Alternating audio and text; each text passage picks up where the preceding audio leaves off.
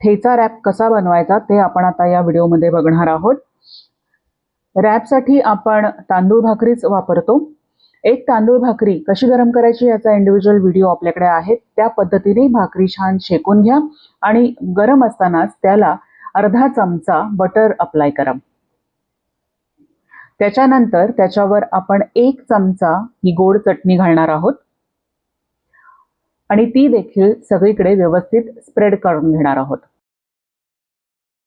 चटणी spread करताना ती शेवटपर्यंत स्प्रेड नाही करायची, शेवटचा भाग आपल्याला एम्प्टी ठेवून द्यायचा आहे। अशा पद्धतीने गोड चटणी आपण स्प्रेड करूया। त्याच्यावर आता आपण 1 चमचा लसूण चटणी स्प्रेड करणार आहोत।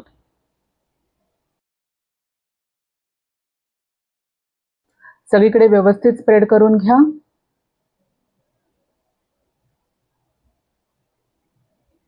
ठेचा रॅप मध्ये ठेचा आपण देणार आहोत अर्धा चमचा।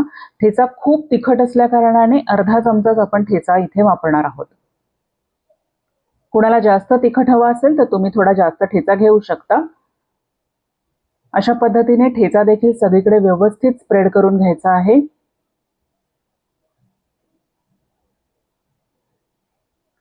रॅप मध्ये आपण कोथिंबीर वडी किंवा वडा वापरतो।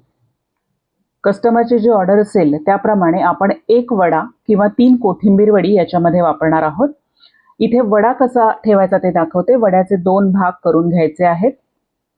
चीज ऑप्शनल असतं। जर चीजची ऑर्डर असेल तर 1 चीज स्लाइस घेऊन त्याचे असे 2 तुकडे करायचे आहेत आणि ते ह्या चटणीवरती ठेवायचे आहेत।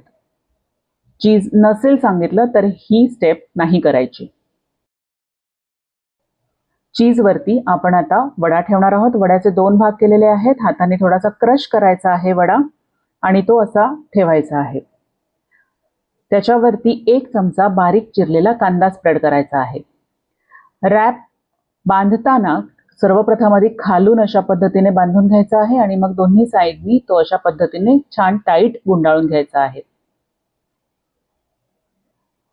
या साइजचा सिल्वर फॉइल पेपर घेऊन रॅपची खालची अर्धी बाजू आपण त्याच्यात गुंडाळणार आहोत। 7 इंच प्लेटमध्ये हा रॅप ठेवायचा आहे आणि बरोबर एक टिश्यू पेपर ठेवायचा आहे। रॅप सर्विंगसाठी रेडी आहे।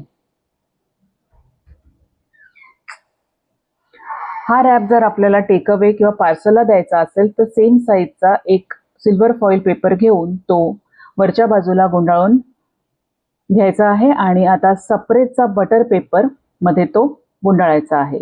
बटर पेपर उलटा ठेवून अशा पद्धतीने त्याच्यामध्ये रॅप बांधून घ्या। दोन्ही बाजूंनी व्यवस्थित बांधून घेऊन सेलो टेप लावायची आहे।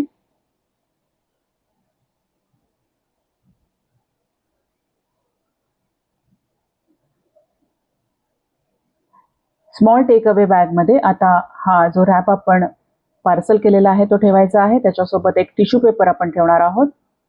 ही बॅग आपण फोल्ड करायची आहे आणि त्याला मध्ये सेलो टेप लावली की हे पार्सल रेडी आहे।